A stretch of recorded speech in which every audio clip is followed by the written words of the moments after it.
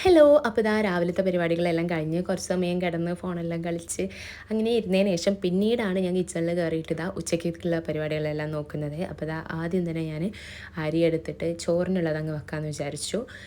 ഇവിടെ പിന്നെ ലഞ്ചിന് ഞാൻ മാത്രമേ ഉണ്ടാവുള്ളൂ. ഹസ്ബൻഡ് വൈകിട്ടാണ് കേട്ടോ വരിക. പിന്നെ ആൾ വന്നിട്ടായിരിക്കും കഴിക്കുക. അപ്പോൾ പിന്നെ പതുക്കെ മതിയല്ലോ എന്ന് വിചാരിച്ചിട്ടാണ്.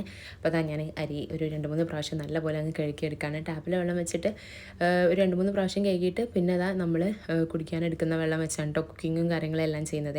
അപ്പോൾ അതിലൊന്നുകൂടെ കഴുകിയിട്ട് പിന്നെ നമ്മൾ വെള്ളമൊക്കെ വെച്ച് അതങ്ങ് അടുപ്പത്ത് വെച്ചു. നല്ല വേവുള്ള അരിയാണ്, അപ്പോൾ പിന്നെ അത് അവിടെ ആയിക്കോളുമല്ലോ. അതിനിടയിൽ ഞാനിതാ നമുക്ക് കുറച്ച് മുന്തിരി വാങ്ങിയതുണ്ടായിരുന്നു. അപ്പോൾ അത് നല്ല പോലെ ഒന്ന് കഴുകിയെടുത്തതിന് ശേഷം ഒന്ന് ടിഷ്യൂ പേപ്പർ വെച്ച് തുടച്ചെടുത്തിട്ട് ഒരു ബോക്സിലാക്കി വെക്കുകയാണ്. എന്നാൽ പിന്നെ ആവശ്യമുള്ളപ്പോൾ നമുക്ക് അങ്ങനെ എടുത്ത് കഴിച്ചാൽ മതി എന്ന് വിചാരിച്ചിട്ട് അതങ്ങനെ ഫ്രിഡ്ജിലാക്കി വെച്ചു. പിന്നെ ഇതാ നമ്മൾ ഇന്ന് ബീട്രൂട്ട് തോരൻ ഉണ്ടാക്കാനുള്ള ബീട്രൂട്ട് എടുത്തിട്ടുണ്ട്. പക്ഷെ നല്ലപോലെ വാടിയിട്ടുണ്ടായിരുന്നു, കുറേ ദിവസമായിട്ടോ വാങ്ങി വെച്ചിട്ട്. അപ്പോൾ അത് വെച്ച് ഇന്ന് എന്തായാലും തോരൻ വെക്കാമെന്ന് വിചാരിച്ചതായിരുന്നു. അങ്ങനെ അത് നല്ലപോലെ ഗ്രേറ്റ് ചെയ്തെടുക്കുകയാണ്. അങ്ങനെ ബീട്രൂട്ട് എല്ലാം ഗ്രേറ്റ് ചെയ്തതിന് കഴിഞ്ഞ ശേഷം ഞാനത് അതിലേക്കുള്ള അരപ്പും കൂടെ അങ്ങ് റെഡിയാക്കി വെക്കാമെന്ന് വിചാരിച്ചു. തേങ്ങ ഇട്ടു, അതിലേക്ക് പിന്നെ പച്ചമുളക്, ഇഞ്ചി, വെളുത്തുള്ളി ഇങ്ങനെ ഒരു അരപ്പുണ്ടാക്കിയിട്ട് ബീട്രൂട്ടിൽ ചേർത്താൽ നല്ല ടേസ്റ്റാണ് കേട്ടോ. അപ്പോൾ ട്രൈ ചെയ്തവരുണ്ടെങ്കിൽ ഒന്ന് ട്രൈ ചെയ്ത് നോക്കുക. പിന്നെ ഇതാ കടുക് പൊട്ടിച്ച് കറിവേപ്പില ഇട്ട് അതിലേക്ക് നമ്മൾ ബീട്രൂട്ട് ഇട്ട് ഒന്ന് അടിച്ച് വെച്ചു. എന്നിട്ട് ഇതാ ഞാൻ ഉരുളക്കിഴങ്ങും മുളച്ച് വന്നിട്ടുണ്ടായിരുന്നു. അപ്പോൾ അതൊന്ന് തൊലി ചെത്തി എടുക്കുകയാണ്. അപ്പോഴേക്കും നമ്മുടെ ബീട്രൂട്ട് ഒന്ന് വാടി വന്നപ്പോൾ ഞാൻ അതിലേക്ക് ഇതാ നമ്മുടെ അരപ്പ് ചേർത്ത് കൊടുത്തു കേട്ടോ.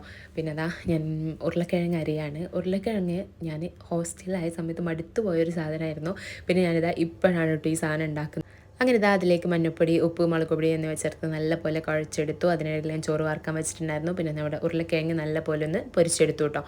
അങ്ങനെ നമ്മുടെ കിച്ചൺ ഒന്ന് ഇനി ക്ലീൻ ചെയ്യണം. എത്ര ചെറുതാണെങ്കിലും അത്യാവശ്യം നല്ല പോലെ പരന്നിട്ടുണ്ടാവും കേട്ടോ. അപ്പോൾ അതാ എല്ലാം ഒന്ന് അങ്ങോട്ടും ഇങ്ങോട്ടൊക്കെ ഒന്ന് അടുക്കി വെച്ചതിന് ശേഷം ഞാൻ പാത്രങ്ങളെല്ലാം കഴുകുകയാണ്. പിന്നെ നമ്മുടെ സ്റ്റൗ ഇതാ എന്താ പറയുക, ഈ ചോറ് തിളച്ചിട്ട് നന്നായിട്ട് ആകെ വൃത്തികേടായിട്ടുണ്ടാവും. അപ്പോൾ പിന്നെ ഞാനത് ഡെയിലി അപ്പോൾ ഇങ്ങനെ ക്ലീൻ ചെയ്യും കേട്ടോ. അങ്ങനെ കിച്ചൺ ക്ലീനിങ് എല്ലാം കഴിഞ്ഞതിന് ശേഷം ഞാൻ നേരെ പോയി കുളിച്ചു.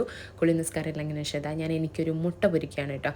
മുട്ട പൊരിച്ചത് ബീഫെല്ലാം ഇരിപ്പുണ്ട്. പിന്നെ ആ ഹസ്ബൻഡ് വരുമ്പോൾ അതെടുത്ത് ചൂടാക്കാൻ എനിക്കിപ്പോൾ ഒരു മുട്ട പൊരിച്ചതിൽ ഒതുക്കാമെന്ന് വിചാരിച്ചു. അങ്ങനെ ഞാൻ മുട്ട പൊരിക്കുകയാണ്.